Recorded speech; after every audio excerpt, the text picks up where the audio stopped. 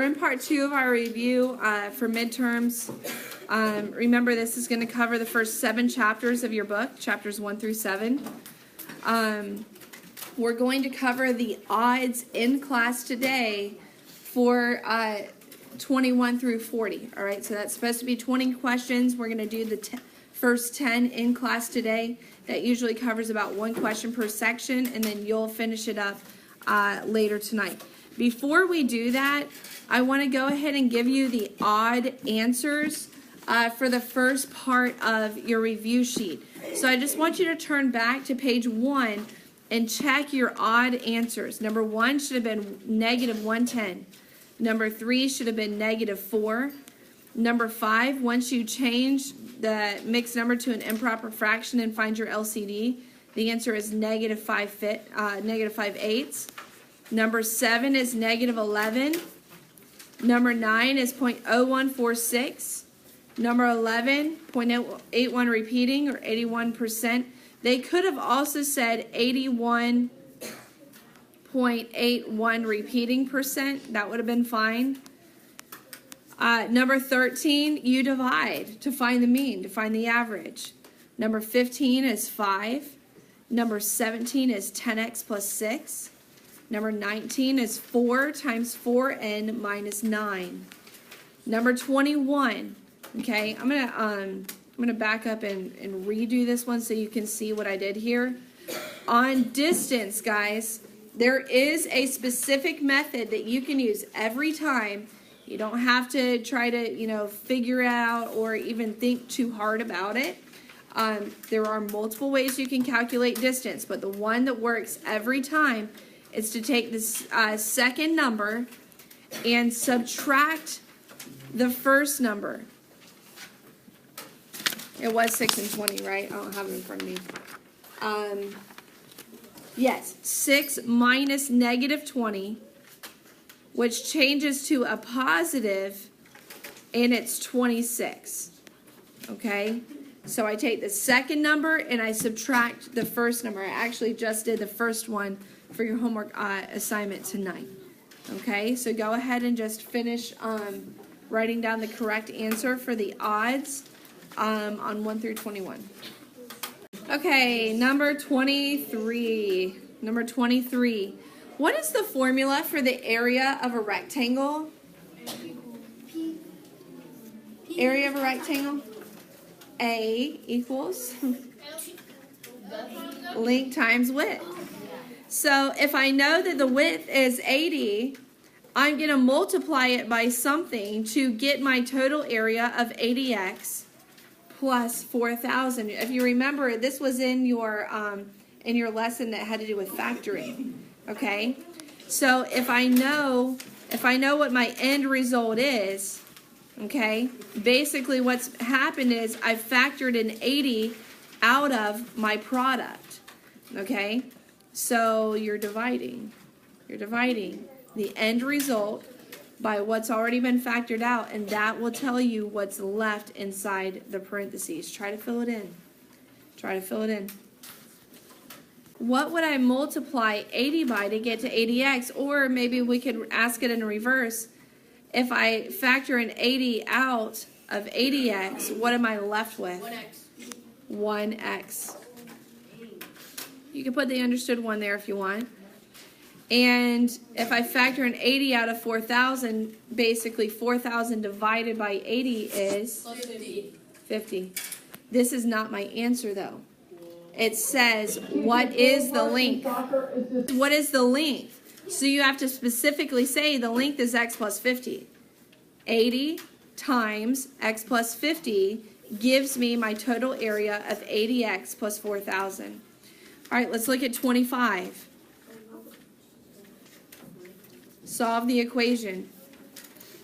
All right, does anybody need more time on this one? Solve the equation. Everybody have this one done? Staying ahead of me? Okay, what do I do first? Jason, what do I want to do first to solve this equation? Yeah, subtract 5 both sides. X over negative 2 equals 3. Kayla, what would I do next?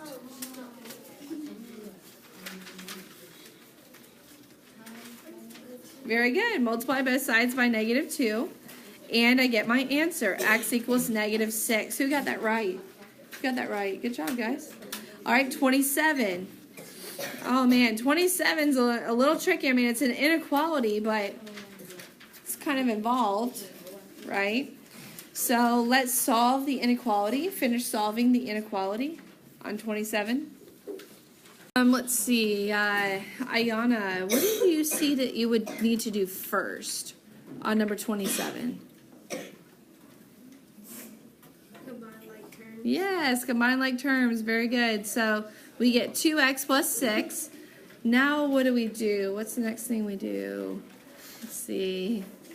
Oregon? Subtract 6. Yep, subtract 6 from both sides. Divide by 2. And what 3 numbers would go in my graph to graph my solution? 14, 15, 16. Kennedy, opened out or closed? Closed. And which way would my arrow go? To the right. To the right. You read the variable first. Did you get that, guys? Did you draw it to the right? Because you read the variable first. You draw it to the right. All right, number 29. Okay, you had your table. What was the value? 75. Now, if you go top to bottom, you're dividing. If you go bottom to top, you're multiplying. All right, did you get that correct? Yes. Okay, now you should have pulled them out and done your equivalent ratios. 25 to 1/3, 50 to 2/3,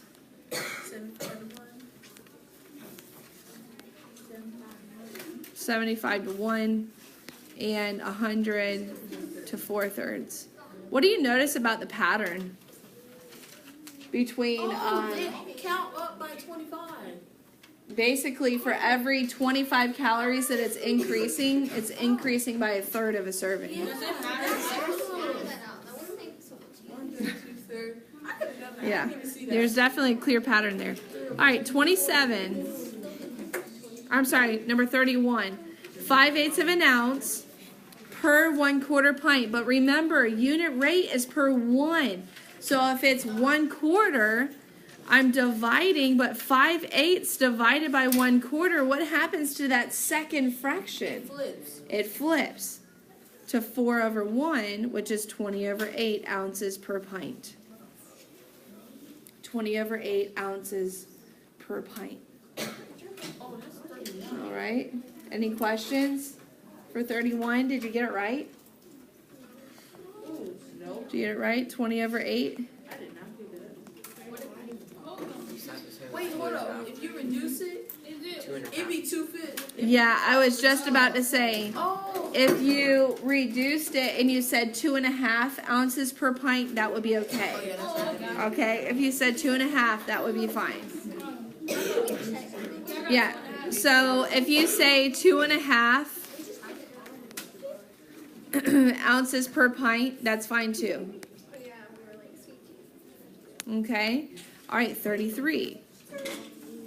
8/12 equals 2/3/1. How can I check to see if it's a proportion? How can I check to see if it's a proportion? Cross products. Now, there are multiple ways that you can check. You could reduce both fractions, but it's a pain, especially when there's a fraction on top of a fraction. Okay? Do cross products. 8 times 1 is? 8.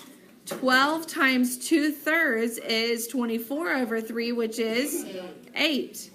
So yes, they form a proportion. You have to show me the totals. You can't just say yes or no. Okay? So you have to show me some kind of work there. All right, last group of numbers. 9/6 equals x/10. How could I solve this proportion? How could I solve this proportion? What do you think? There you go. Cross products again. 6x equals 90. Divide, and x equals 15. All right, number 37. 37, you can type 350 characters in 75 seconds. Your friend can type 400 in 100 seconds. Do these rates form a proportion? What do you think? What can I do to check? Now, if I do characters over seconds on the first ratio, what do I have to do on the second ratio? Characters over seconds. Okay, 35,000 does not equal 30,000. No. Okay, now on your percent problems, does it matter which method you choose? Does it matter? No, it does not matter. Okay, so you can do equation or proportion. I chose the proportion. Why did I choose the proportion? Because it's easier. Because what am I solving for in 39? Oh, percent. Solving for P. If I'm solving for A or W, I like using the equation. Solve for percent, I'm going to use the proportion. A over W equals P over 100. So which one is my A value? 250. 250 over 400 equals P over 100. And then I can do my cross products to get 25,000 equals 400P. Divide, and guys, remember, if you did it in a proportion, that is your answer. If you use the percent equation, you have to change it to a percentage at the end. Okay, 62.5%. All right, so we're a little over halfway through your review sheet. Tomorrow we'll pick up on chapter 5, essentially, percent of change. And then we'll do chapter 6 and 7. 5, 6, and 7, and then we'll be done. I have a question.